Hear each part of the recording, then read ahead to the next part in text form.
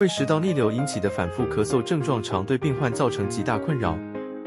这种咳嗽多在夜间加剧，影响睡眠品质，导致白天疲惫、注意力不集中，甚至影响工作和生活。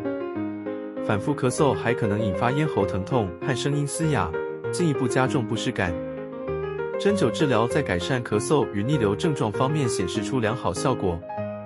通过针刺深柱、神道、灵台、至阳、经缩和飞穴位、胸椎第4节、中椎第8节、中椎第12节，每隔1天进行1次，共持续8周，可以显著减轻胃食道逆流和咳嗽症状的严重程度。